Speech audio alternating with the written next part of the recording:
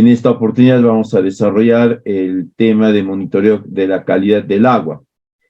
Este evento lo vamos a desarrollar a través de 2 sesiones. La primera va a ser el día de hoy, miércoles 14, y la segunda va a ser el día miércoles 15, la próxima semana, en el mismo horario, de 6 a 7:30 de la noche aproximadamente. A manera de introducción de este tema, podemos mencionar que el proceso de monitoreo de la calidad del agua va a ser básicamente un conjunto de procedimientos que va a estar orientados para determinar las características del agua. Pero estas características que se van a determinar van a estar o se van a contrastar con unos parámetros que previamente han sido emitidos por las entidades competentes y que están orientados a definir cuáles son los rangos permisibles o los rangos aceptables, perdón, de elementos en el cuerpo de agua para que éste pueda ser destinado a algún tipo de uso. Ahora, este proceso de monitoreo, estas evaluaciones van a requerir una frecuencia, ¿no?, para poder garantizar que a lo largo de diferentes periodos de tiempo el cuerpo de agua mantenga sus características idóneas. Pero también este proceso de monitoreo se va a desarrollar en el marco de ciertos mecanismos.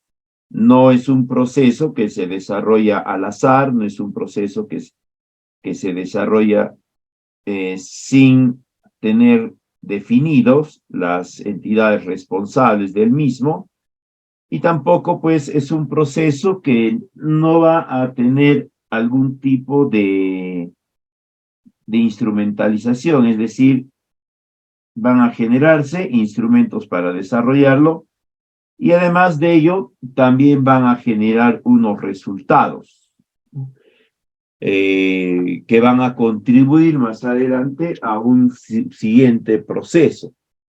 Este proceso de monitoreo va a venir a ser básicamente un subproceso de uno mucho mayor, que viene a ser el de la fiscalización. Considerando esto, se ha planteado que el tema se distribuya en 2 sesiones. En esta primera vamos a ver todo lo relacionado al monitoreo ambiental del agua y el contexto. Vamos a ver los aspectos generales del cuerpo que se va a monitorear, en este caso el agua. Después vamos a referirnos brevemente y de forma puntual al marco normativo vinculado al monitoreo de la calidad del agua. Y de ahí ya vamos a empezar a adentrarnos en el proceso de monitoreo, teniendo en cuenta en primera instancia que hay todo un sistema a través del cual se realiza este seguimiento, que es el sistema de gestión ambiental y monitoreo ambiental. Después vamos a hablar sobre el monitoreo ambiental propiamente dicho.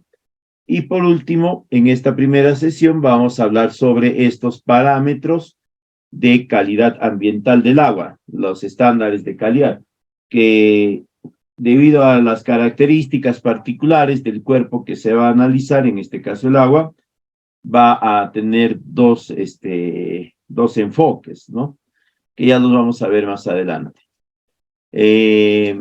En la sesión siguiente, en la segunda sesión que va a desarrollarse el próximo miércoles 21, vamos a hablar ya de forma específica sobre el monitoreo de la calidad ambiental del agua, cómo se desarrolla ¿no? Qué parámetros se tiene que tomar o qué criterios se tiene que tomar en cuenta para la toma de muestras y las diferentes evaluaciones.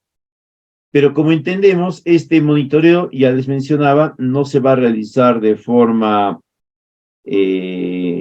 o en un esquema no formal, ¿no?, sino va a ser en un esquema formal.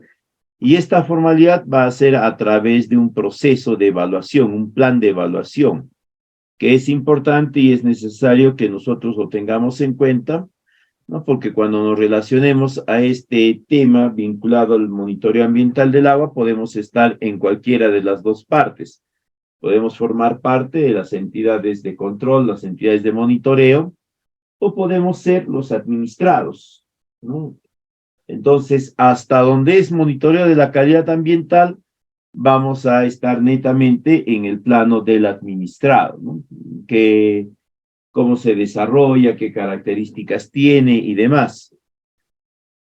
Y cuando ya queremos ver desde el punto de vista de las entidades responsables, tendríamos que contemplar el Plan Anual de Evaluación y Fiscalización Ambiental.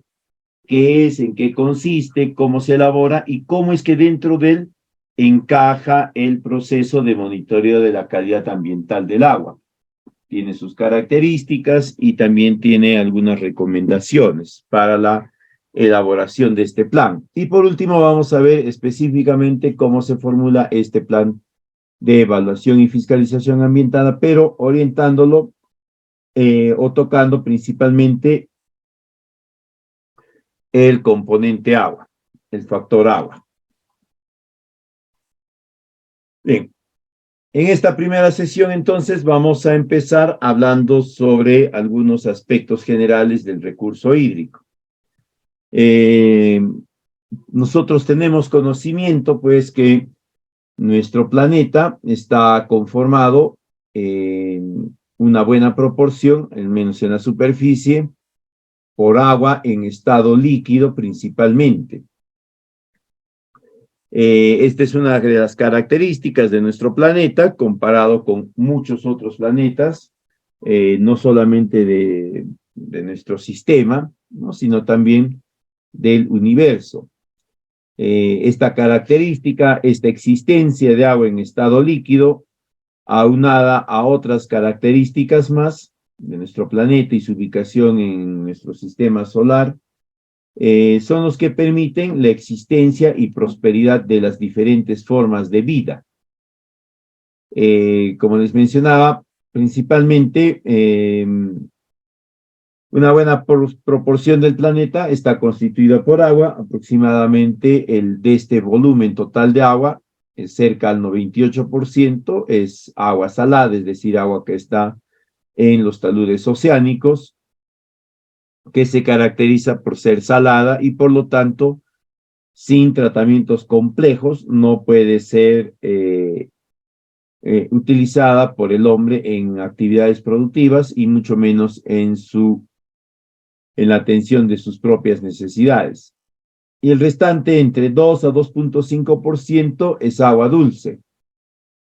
Y de este porcentaje incluso, ¿no? El 0.77% es básicamente agua que está en la parte superficial del planeta, es decir, agua superficial y que es de accesibilidad para el hombre.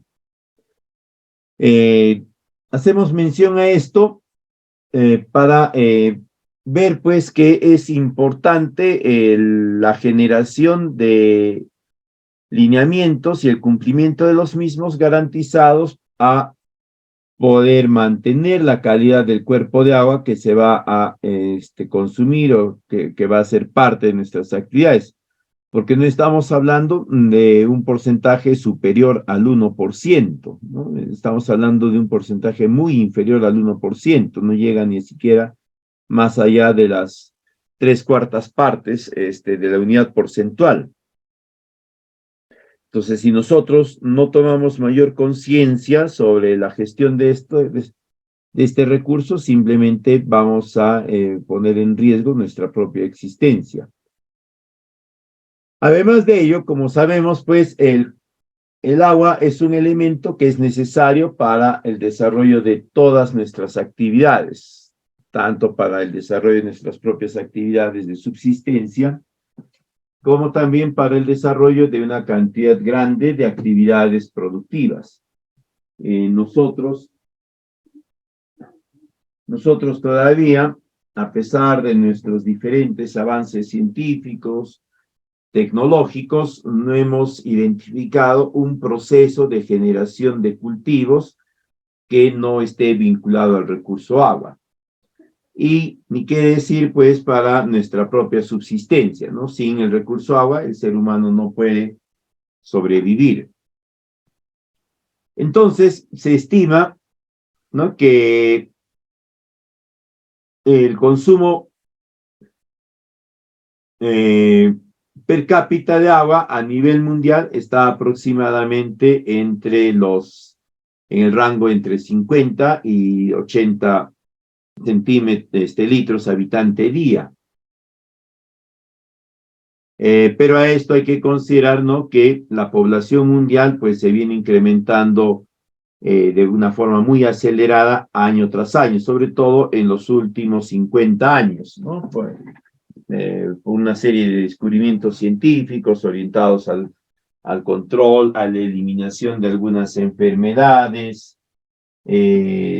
también por el desarrollo o la aparición de nuevas, digamos,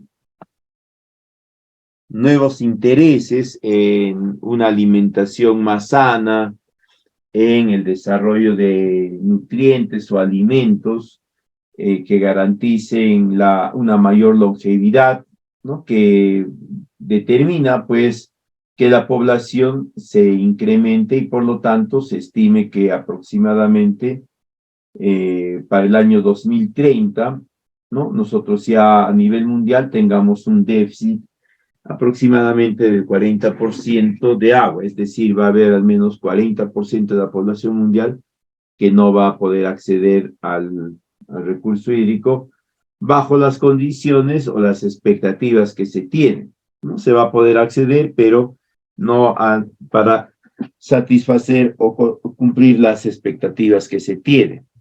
Y más o menos para el año 2100 se entiende que ya que el recurso hídrico va a ser un recurso muchísimo más valioso que cualquiera de los metales preciosos.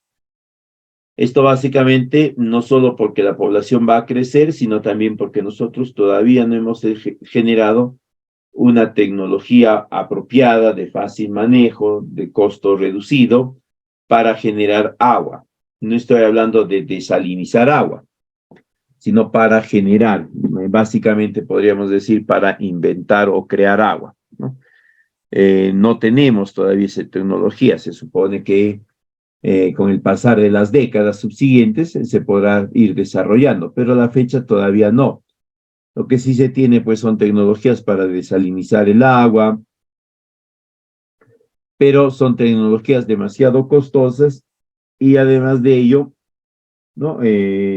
Considerar pues en un futuro medio, ¿no?, de acá a 50 años en que se va a desalinizar los cuerpos de agua para poder brindar agua a la población, implica romper todo el balance del ecosistema mundial, ¿no? Porque el agua de los mares es el que genera el balance, ¿no? Si estos cuerpos de agua de los mares se reducen, la nubosidad va a disminuir, por lo tanto no va a haber precipitaciones o estas van a ser más reducidas, no va a haber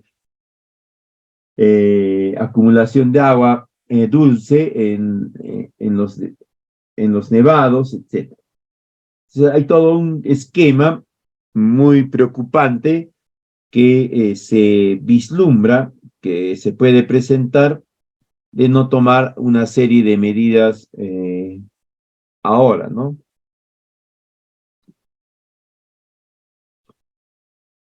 Igualmente no podemos dejar de lado nosotros mencionar pues que a la fecha ya tenemos nosotros una disparidad en lo que es el acceso de agua limpia por parte de la población.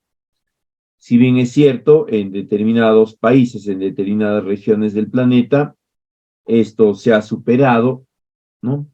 Sin embargo, en algunas otras no se ha logrado todavía ello. Ahí tenemos el mapa. Y acá habría que hacer un llamado de atención a estas zonas que están en amarillo, ¿no? esas zonas que están en amarillo son aquellas que entre el 85 y el 94% de su población tiene acceso a agua limpia. Pero ojo, básicamente comprende población urbana, ¿ya? No abarca tanto así a población rural porque ahí hay ciertas limitaciones en una estimación más apropiada. Lo curioso de esta imagen es que esos países que están en amarillo, ¿no? Son aquellos que están ubicados en las primeras 8 o 9 ubicaciones en cuanto a reservas naturales de agua dulce. Y siendo los que tienen las reservas naturales de agua dulce de los 10 primeros puestos, ¿no? Llama bastante la atención que a la fecha todavía estén con un porcentaje importante de su población sin acceso a agua limpia. A pesar que entre estos 8 almacenan aproximadamente entre el 60 y 70% de agua dulce del mundo entero. Esto es importante tomar en cuenta para tomar conciencia también sobre la necesidad que urge sobre nosotros mismos en proceder a tener unos cambios de actitud y de comportamiento muy importantes vinculados al recurso hídrico, ¿no? Para garantizar, pues, que la población de estos sectores pueda ir alcanzando periodo tras periodo el acceso al agua limpia. Este diagrama, estos países en amarillo, básicamente reflejan el viejo dicho que decía en casa del herrero, cucharón de madera, ¿no? Somos los países, Perú está dentro de ellos, donde hay las mayores reservas de agua dulce, pero sin embargo, nosotros todavía tenemos esta dificultad. Esto es lo que les mencionaba, ¿no? Esta es la distribución del agua en estos países, y como les decía, en estos que están en amarillo, Rusia, China, Indonesia, India, ¿no? Perú, Colombia, Brasil mismo, somos aquellos donde están los mayores volúmenes de agua dulce y por lo tanto tendríamos que tener ya más resuelto esta situación. Hay otros países que también están considerados dentro de este top 9, pero estos ya lo han resuelto, obviamente a través de procesos más exigentes. Ahora, en nuestro país sucede algo curioso también, ¿no? Nosotros tenemos básicamente tres regiones hidrográficas, ¿no? Tenemos toda la región hidrográfica de la vertiente del Pacífico, es decir, de la cordillera de los Andes hacia el oeste. Tenemos toda la región hidrográfica de la vertiente del Atlántico, de la cordillera de los Andes hacia el este. Y tenemos nosotros una región hidrográfica muy particular, ¿no? Que es la del Titicaca. Cada una de ellas, como es una región hidrográfica, va a soportar el desarrollo, el tránsito de algunas cuencas, ¿no? En el caso del Pacífico, 62 cuencas, en el caso del Atlántico, del Amazonas, 84, y en el del Titicaca, 13 cuencas. Ahora, les decía que lo curioso de esto es que la cantidad de cuencas que están vinculadas a la región hidrográfica del Pacífico son también las cuencas que tienen mayor volumen de agua disponible, ¿no? Estamos hablando básicamente de una disponibilidad de agua que va aproximadamente entre un 7 y un 10% en esas cuencas, nada más. Y en tanto que en las cuencas de la vertiente atlántica, las otras 84 cuencas, nosotros tenemos cerca del entre el 90 y el 87, 86% del recurso hídrico, quedando el restante 5 o 6%, en algunos textos lo consideran hasta mucho menos, en la cuenca del Titicaca. Pero lo llamativo es la cantidad o el volumen de agua, ¿no? Casi el 90%, digamos, del volumen de agua dulce de nuestro país está en una vertiente, la atlántica, que no está vinculada a poblaciones numerosas, ni tampoco a actividades productivas intensivas, ¿no? Estamos hablando, pues, de poblaciones, centros poblados o urbes que tienen poblaciones con cantidad de habitantes inferiores al millón, donde no hay grandes extensiones de terreno, por lo tanto no se puede desarrollar agricultura extensiva e intensiva, ¿no? Porque esta zona está marcada en su relieve por la dorsal de los Andes,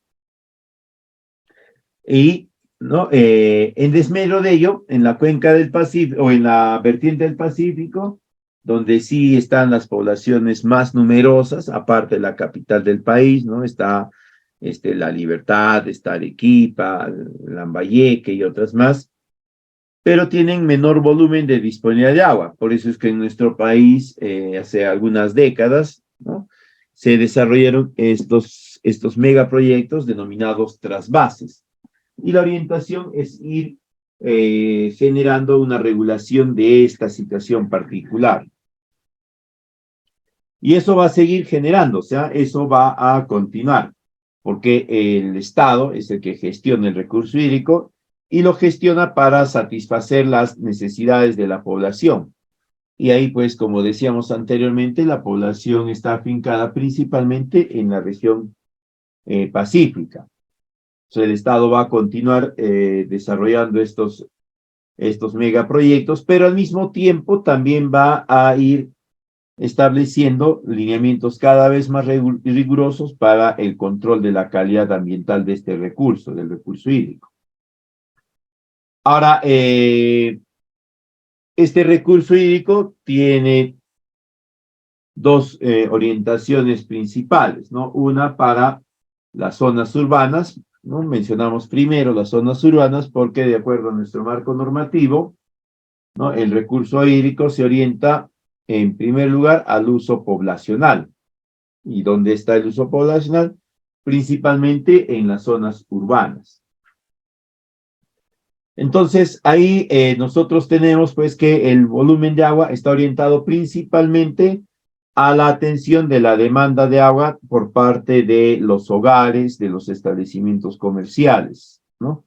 Y todos ellos para poder cumplir con sus actividades. En la zona rural, acá cambia relativamente, porque en este espacio sí ya la orientación principal del agua va a seguir siendo por normativa la atención de la población, pero va a tener relativamente una prioridad similar en muchos casos el segundo uso del cuerpo de agua, que es para la producción agrícola.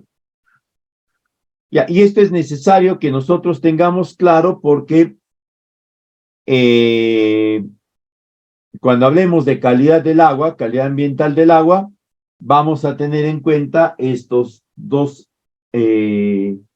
usos principales. Uno, el de la población, que siempre va a ser el uso privilegiado, el uso priorizado por sobre encima de todos los demás usos que hay o que pudiesen haber, porque la población, la razón del Estado es la protección, el cuidado de la persona. Y el segundo uso va a ser el productivo, ¿no?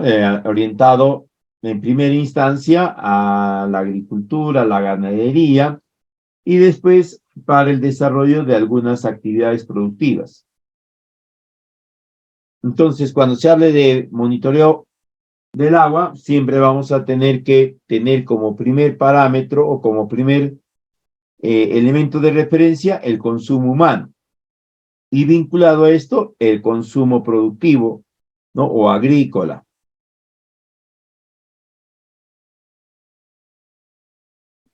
¿Cuáles son las entidades que tienen competencia para velar por el cumplimiento de la calidad del agua?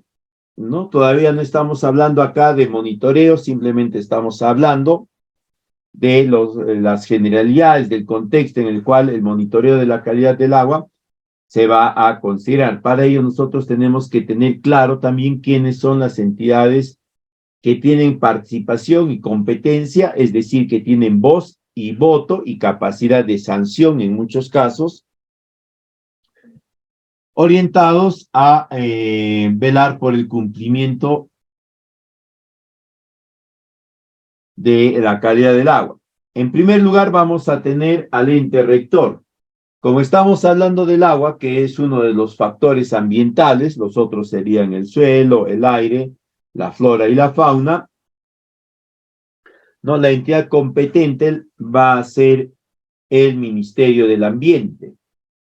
¿Ah? ¿Por qué? Porque el Ministerio del Ambiente es el ente encargado de regular todo lo relacionado a los factores ambientales, en conjunto, a todos ellos, porque es el ente encargado de la preservación del medio ambiente, el Ministerio del Ambiente, ¿no? Entonces, como es el órgano encargado del medio ambiente, este se va a encargar específicamente de definir cuáles son los estándares de calidad ambiental del agua. Porque estos estándares tienen que estar vinculados, tienen que tener correlación, tienen que ser gestionados a partir de una entidad que los contempla, que los analiza, que los gestiona como parte de los recursos o de los factores de un ecosistema, ¿no? Entonces, por eso es que quien aprueba los estándares es el MINAM, no es el ANA, ¿no? El ANA sí es la entidad rectora del recurso hídrico, es decir, es la entidad que va a generar políticas, lineamientos, estrategias, etcétera, para que todas las demás entidades del Estado, todas las personas naturales, todas las personas jurídicas de ámbito privado, de ámbito estatal, tengan que cumplirlos, ¿no? Los lineamientos que dan estas entidades rectoras, por si acaso, toda entidad rectora determina una serie de lineamientos, siempre, ¿no? El Ministerio del Ambiente para lo que es el ecosistema, el Ministerio de Agricultura para lo que es la agricultura, el ANA para lo que es el ANA, CERFOR será pues para los recursos forestales, Contraloría será para las entidades de control y así. Toda entidad rectora tiene una orientación principal.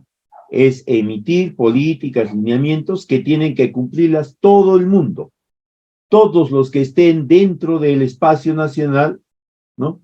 Tienen que cumplirlas. Acá no hay de que yo nací en cuna de oro, que mi papá es dueño de medio Perú, que soy el representante del pueblo, que soy la primera mujer que fue elegida presidenta de acá, presidenta de allá y de donde más, que yo soy extranjero, por lo tanto yo me rijo por lo que mi país dice y acá no, mi país no opina sobre esto, así es que yo no hago nada. Yo soy de carácter privado, así es que conmigo no se metan. No, nada de eso funciona, ¿no? La entidad rectora, todo lo que la entidad rectora ordena, determina, lo tenemos que cumplir todos. Querramos, no querramos, de buena o de mala manera, lo vamos a cumplir. Además de eso, la entidad rectora, en este caso del agua, el ANA, además de tener este primer mandato para la regulación, también tiene otro mandato que es la supervisión y fiscalización. Es la entidad que va a desarrollar procesos para verificar si todo lo que está dictaminando, todo lo que está ordenando, se está cumpliendo por todos quienes debemos hacerlo, es decir, por todo el mundo dentro del espacio nacional.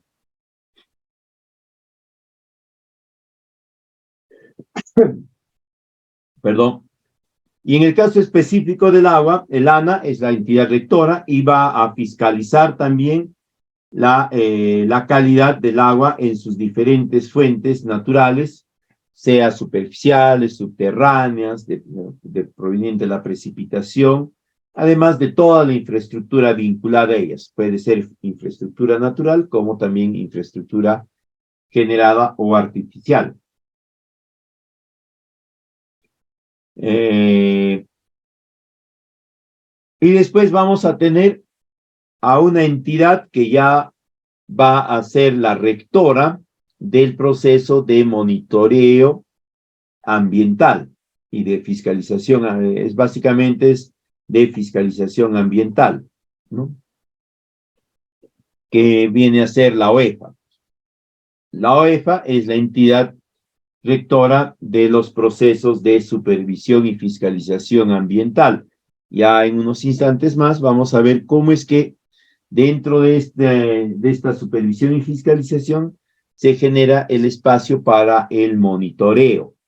Entonces también ya está quedando claro que la entidad que va a rectorar todo lo relacionado al monitoreo ambiental es el OEFA.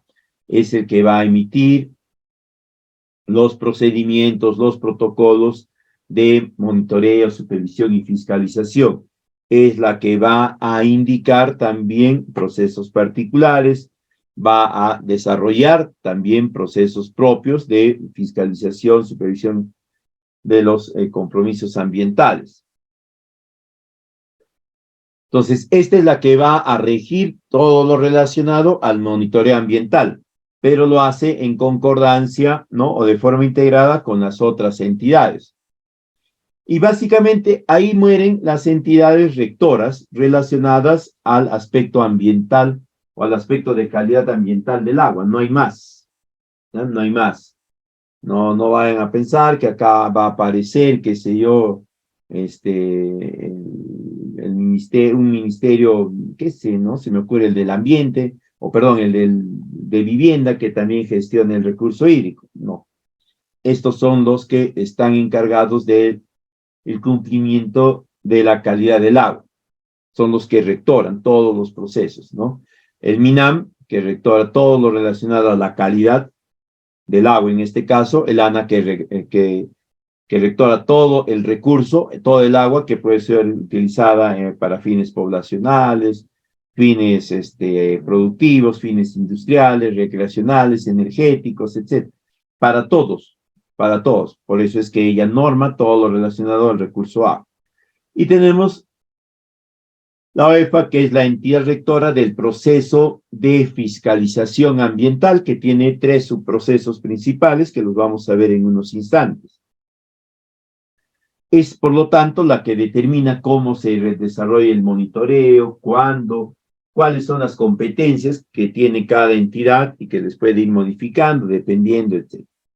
Y de ahí pasamos ya a las entidades competentes, pero ya más orientadas para hacer el seguimiento, para desarrollar acciones, para verificar u orientar apropiadamente a los usuarios para que cumplan con los parámetros de calidad del recurso hídrico.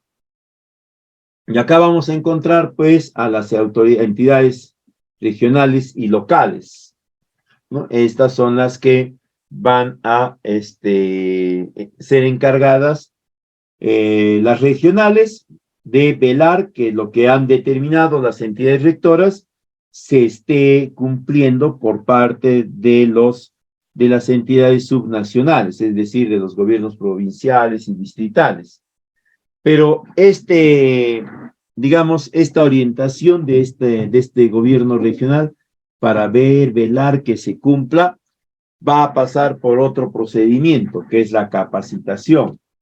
Los gobiernos regionales muchas veces están llamados a desarrollar procesos de capacitación en los actores o en los gestores de los gobiernos regionales y locales para que se capaciten o para que se entrenen mejor en los nuevos procesos, protocolos, en el cumplimiento de nuevos mandatos por estas entidades rectoras, etc. Y de ahí vienen los gobiernos locales, que son los encargados de velar por el cumplimiento de todo lo que las entidades rectoras han estado normando, ¿no? Ellos son los que van a verificar que efectivamente se esté cumpliendo todo lo que ellos han indicado. Esas son las competencias. Ahora, obviamente, los gobiernos regionales y locales será dentro de sus ámbitos territoriales. Las entidades sectoriales lo van a hacer, pero dentro de sus competencias sectoriales. Este es un resumen del anterior. Respecto al marco normativo del monitoreo y la calidad, tenemos una normativa general, ¿no? Que está relacionada en inicio a la Ley de Recursos Hídricos y a la Ley General del Ambiente, ¿no? Es a través de estos dos marcos normativos que se van indicando diferentes aspectos relacionados a lo que es el medio ambiente y sobre todo, ¿no? A lo que son, a lo relacionado, vinculado al recurso hídrico. Muchos de estos marcos normativos, como ustedes ven, han sido resoluciones emitidas por la entidad rectora del agua, es decir, por el ANA, ¿no? Porque esta es la que tiene a su cargo toda la gestión y todo lo que se hace y no se hace con el recurso hídrico. No solamente para el ámbito poblacional, no solamente para el ámbito productivo, sino para todos los ámbitos. De ahí tenemos, ¿no? Una serie de estándares o de marco normativo vinculado ya a los componentes naturales del ambiente y los parámetros de calidad, ¿no? Tenemos los decretos supremos relacionados a la calidad del aire, a la calidad del suelo, a la calidad del agua, etcétera, ¿no? Cada uno de ellos tiene sus particularidades y tiene también sus conceptualizaciones. Respecto al marco normativo, siempre hay que entender dos aspectos. El marco normativo está conformado por dos tipos de normas. Las normas normativas, por decirlo de alguna forma, que son políticas, lineamientos, orientaciones, objetivos, responsabilidades, funciones, sanciones, etcétera. Y luego está en las normas regulatorias, ¿no? Que son normas técnicas, básicamente.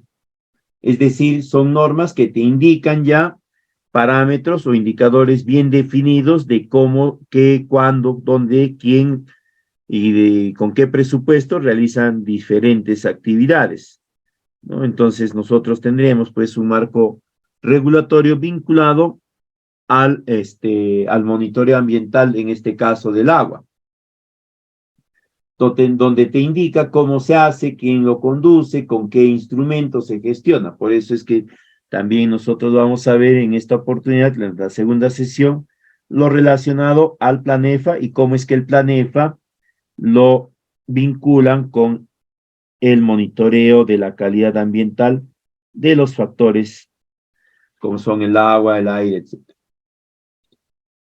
En cuanto al monitoreo, ¿no? Este es parte del sistema de gestión ambiental. Nosotros en nuestro país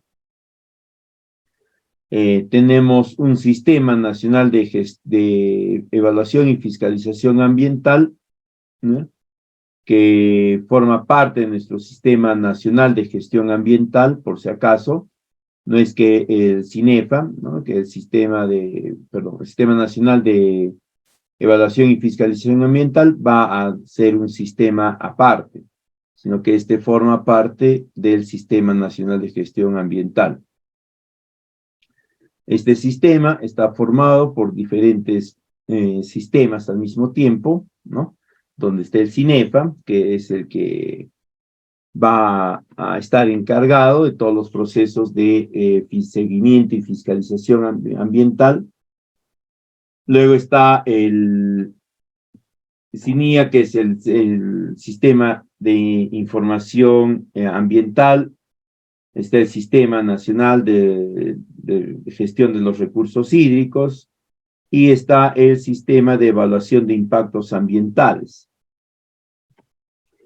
Uno de los sistemas con los cuales el CINEFA, el Sistema de Seguimiento y Evaluación y Fiscalización Ambiental, va a tener acción directa, va a ser con el CIA, ¿no? Con el Sistema de Evaluación de Impactos Ambientales, porque es dentro de las competencias de este sistema que los diferentes usuarios del recurso hídrico tenemos que ir o tienen que ir indicando cuáles son sus compromisos ambientales, en este caso orientados específicamente al recurso hídrico, ¿no? Y este va a ser el punto de inicio para el proceso de monitoreo ambiental, ¿ya? Es decir, el monitoreo ambiental se va a ejecutar o se va a implementar para verificar el cumplimiento de aquellos compromisos que se han establecido o que los administrados, los usuarios, han establecido en su evaluación de impactos ambientales. Ahí ellos han planteado, se han comprometido a ciertos rangos, a ciertos parámetros que luego tienen que ser verificados, ¿no? Es decir, tiene que haber un proceso a través del cual pues, se pueda definir si efectivamente cumplieron sus compromisos o no. Y ahí nuestro sistema, ¿no? Considera que este proceso de fiscalización ambiental se puede desarrollar bajo dos sentidos o bajo dos conceptualizaciones, ¿no? El primero, que va a ser una conceptualización, digamos, orientada a facilitar y promover el cumplimiento de compromisos ambientales. Entonces vamos a tener que ahí dentro de esta primera, digamos, de esta primera orientación de la fiscalización ambiental, se van a desarrollar las acciones de vigilancia, control, monitoreo, seguimiento, verificación, etcétera, de los compromisos ambientales, ¿no?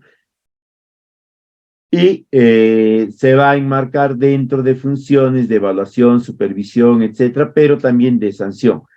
La finalidad de este sentido amplio va a ser que se va a buscar tener mayor seguridad del cumplimiento de las obligaciones ambientales por parte de los administrados. Es decir, yo soy el propietario de una empresa, a ver, que extrae, ¿cómo se llama estos? Estos minerales no metálicos para la generación de estos cerámicos, ¿no? Si yo, como soy formal, voy a presentar ante la entidad competente, ante el CIA, mi plan de gestión ambiental, ¿no? Donde uno de mis factores a considerar va a ser el agua. Estarán los otros factores, estará el factor aire, el factor suelo, el factor fauna, el factor flora, pero uno de ellos va a ser el factor agua. Entonces, cuando yo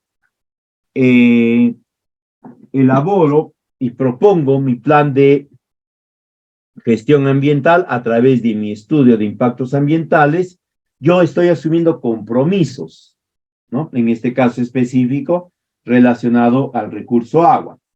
Y al asumir estos compromisos, yo estoy dando a entender que voy a hacer todos mis esfuerzos para poder cumplirlos, ¿no? Los compromisos básicamente van a estar vinculados a los parámetros de calidad, que los vamos a ver en unos instantes.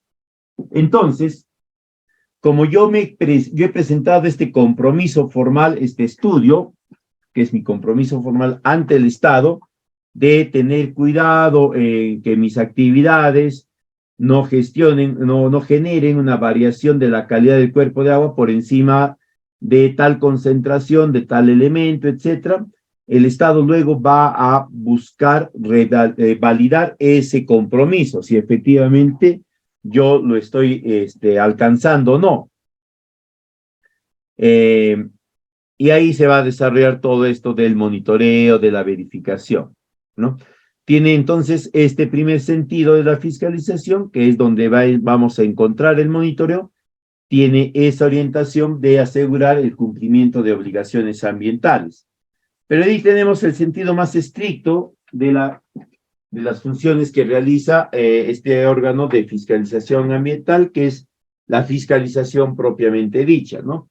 La fiscalización, por si acaso, siempre es un término que se utiliza para referirnos a un conjunto de acciones que van a ser de carácter normativo, administrativo, técnico, contable, financiero, ante un supuesto o ante una evidencia ¿no? Ya con cierto valor de haber incumplido algún tipo de compromiso, algún tipo de marco normativo o de marco regulatorio. La fiscalización siempre va a tener esa orientación, ¿ya? Entonces, la fiscalización en sentido estricto ya no está orientada a buscar espacios, a fomentar el cumplimiento por parte de los administrados, sino muy por el contrario, la fiscalización en sentido estricto simplemente identifica inconsistencias, irregularidades e inmediatamente inicia las actividades para identificar claramente al o los responsables, ¿no? Pero no solamente los va a identificar, sino también va a recomendar una serie de sanciones. Pero cuando se desarrolla una fiscalización en sentido estricto, por si acaso, siempre hay sanción. ¿Por qué? Porque parte de una evidencia de que algo no se ha cumplido, de una falta. Por lo tanto, si es falta, va a haber sanción, siempre, ¿no? Entonces, eso no se olvide.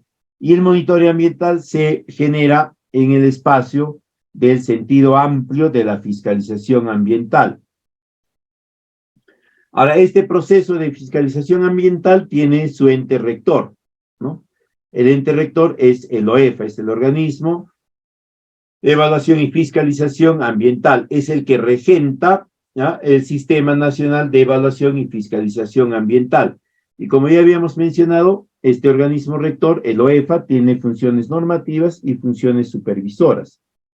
Pero como se entiende, el OEFA no va a poder desarrollar todas las actividades de evaluación y fiscalización, ¿no? Porque el espacio territorial es amplio, porque las diferentes actividades productivas, etcétera, tienen características particulares, entre ellas, entre sectores y demás.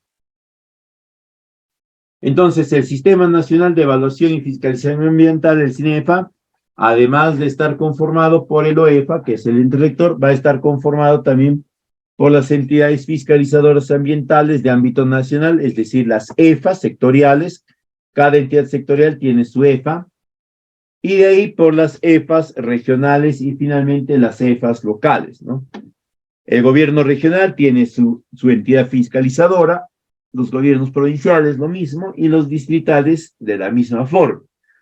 Lo que cambia entre uno y otro es las competencias y el ámbito de desarrollo de sus actividades, mientras que las EFAs locales van a tener competencias sobre las actividades productivas locales únicamente, expendios, centros comerciales, mercados, oficinas, etcétera. Las EFAs regionales tienen competencias sobre proyectos o actividades que tienen impacto a nivel de la región o parte de la región, y también que estén dentro de su competencia. ¿Cuáles son los aspectos que generalmente encontramos dentro de competencia de los gobiernos regionales? Es la promoción del desarrollo de infraestructura en todos los sectores, ¿no? Saneamiento, salud, etcétera. De ahí tenemos las EFAs nacionales, que están conformadas por las EFAs sectoriales, es decir, cada entidad sectorial, cada ministerio tiene su EFA. Y esta EFA está orientada a la fiscalización dentro de su competencia. ¿Cuál será su competencia? El ámbito sectorial, ¿no? Si hablamos del Midagri, su competencia, pues, es todo lo relacionado a la actividad productiva agrícola, ganadera y forestal no maderable, entre otras más, ¿no? La apicultura, la sericultura y otros. Pero ese va a ser su ámbito de jurisdicción. No puede una EFA sectorial, digamos, de saneamiento, no puede plantear actividades sobre un proyecto, digamos, de riego tecnificado o un proyecto un proyecto productivo, porque no es su competencia. A la fecha, todos los sectores son fiscalizables en cuanto al cumplimiento ambiental. Algunos lo harán a través de su EFA y otros a través de la OEFA. Pero la EFA, como ente rector, siempre va a tener toda la prerrogativa para desarrollar la fiscalización ambiental en cualquier momento. Lo puede hacer de forma directa o de forma indirecta. Nuestro sistema de evaluación y fiscalización tiene algunos elementos de soporte, ¿no? O algunos criterios a ser tomados en cuenta. Uno de ellos es la evaluación temprana y participativa, ¿no? Es decir, se tiene que generar procesos de evaluación de forma participativa con los diferentes usuarios y al mismo tiempo también se tiene que plantear de forma proactiva antes del inicio de cada ciclo de producción. También hay que tener en cuenta que, sobre todo al momento de elaborar el plan de fiscalización ambiental, el plan EFA, tienen que considerar ustedes que el análisis de la situación actual, ¿no? Siempre va a contemplar la total caracterización de la causalidad, ¿no? ¿Esto para qué? Para poder resolver el problema, ¿no? Si tú conoces las causas de un problema y ofreces solución a todas estas causas, pues obviamente el problema va a dejar de existir.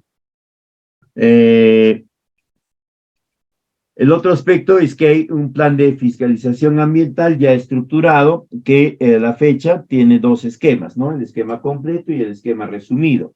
Ya vamos a ver en la sesión siguiente bajo o en qué momentos, en qué forma se realiza o se emplea el esquema resumido. Como habíamos mencionado, el OEFA va a ser el ente rector del proceso o del Sistema Nacional de Evaluación y Fiscalización Ambiental. Este va a ser el que supervise que todas las entidades vayan a cumplir sus actividades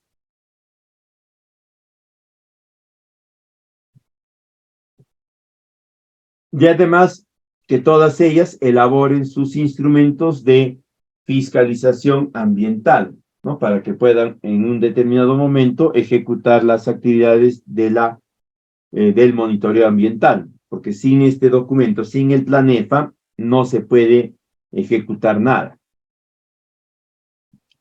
Entonces, no nos olvidemos que el OEFA es el ente rector, es el que emite directivas políticas y luego verifica que éstas se cumplan. Y la otra entidad que da soporte al CINEFA son las CEFAS, ¿no? Que tienen funciones, pero enmarcadas dentro de la competencia ministerial o sectorial.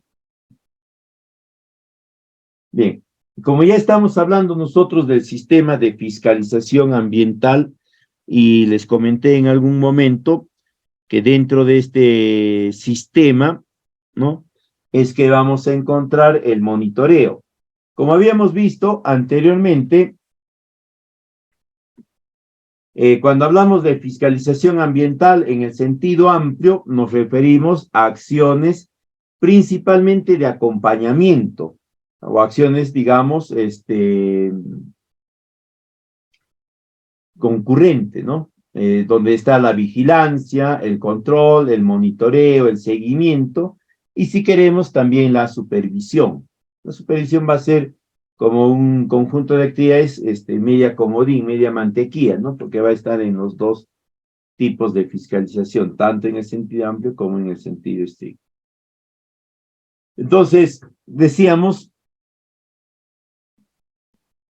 que dentro de este proceso de fiscalización en el sentido amplio se va a desarrollar la función de evaluación por parte de la OEFA o de las otras entidades denominadas CEFAS.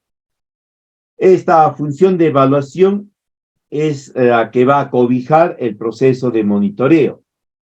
Dentro de esta se va a generar. Esta función de evaluación, ¿no?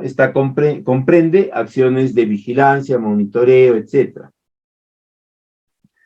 La dependencia encargada es la Dirección de Evaluación Ambiental, ¿ya?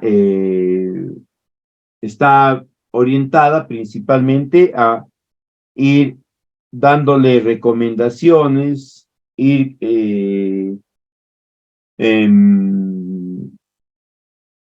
generando condiciones de una internalización más ágil por parte de los beneficiarios de todos los temas que se están tratando, ¿no? Para que ellos tengan bastante claro y puedan emplear apropiadamente esta información. Pero es dentro de esta función de evaluación que se desarrolla el monitoreo. Existen marcos normativos, ¿no? Hay un reglamento de evaluación y fiscalización ambiental que está aprobado en el 2020 por el Consejo Directivo de la OEPA. Pero básicamente acá, ¿qué indica en lo que es la evaluación? Acá indica que se reconocen hasta 5 tipos de evaluaciones. La evaluación ambiental temprana, o EAT, que es la evaluación que va a permitir una implementación proactiva de las diferentes actividades del monitoreo ambiental. De ahí viene ya la función propiamente dicha de la evaluación, ¿no? Que es la evaluación ambiental de seguimiento. Este es un proceso que se va a desarrollar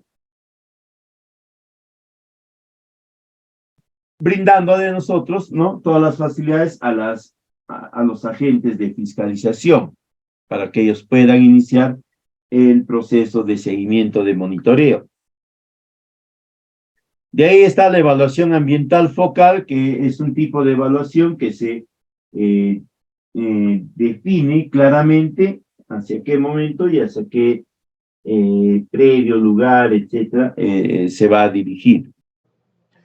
Muy bien, para poder acceder al curso completo, a los materiales y a la certificación, puedes comunicarte al 951-428884 o también al 930-627-791. Estos son los números de WhatsApp, ¿no? O también vía telefónica aquí en Perú. Si estás fuera de Perú, debes de poner el prefijo más 51 a través del WhatsApp, ¿no? Y los siguientes números para que te puedas comunicar. Por otro lado, también te invitamos a visitar nuestra página web www.encap.edu.pe para que puedas consultar otros cursos que tenemos en las diferentes categorías, aquí en el menú cursos. Puedes observar las diferentes categorías que tenemos en administración, arquitectura, carretera, civil, construcción, contabilidad, minería, obra, recursos humanos, tecnología, seguridad, entre otros, ¿no?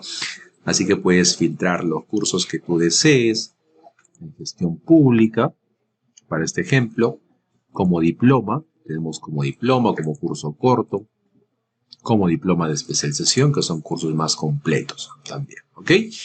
Y por otro lado, el curso está habilitado para que puedas comprar en línea, ¿no? Aquí puedes comprar, puedes pagar con tarjeta de crédito o débito, transferencia bancaria, válido para Perú, Yape o Plin también, ¿ok? De igual manera, si deseas el certificado físico, puedes habilitar y te enviamos el certificado físico, es válido para Perú. Si estás fuera de Perú, el certificado viene ya con el certificado digital y es válido para cualquier concurso público, ¿no? O privado, cualquier convocatoria de trabajo. Rellenas tus datos, ¿no? Ingresas tu cuenta, tarjeta de crédito e inmediatamente el sistema va a procesar y podrás ingresar al aula virtual de manera inmediata para que puedas visualizar tu curso y obtener tu certificado. ¿Sí? Bien. Cualquier consulta y o duda que puedas tener, puedes comunicarte nuevamente aquí. Mostramos los números de WhatsApp en la parte inferior de nuestra página web. 951-428-884 o el 930-627-791. Ahí está nuestra página web www.encap.edu.pe para que puedas capacitarte y certificarte desde tu casa.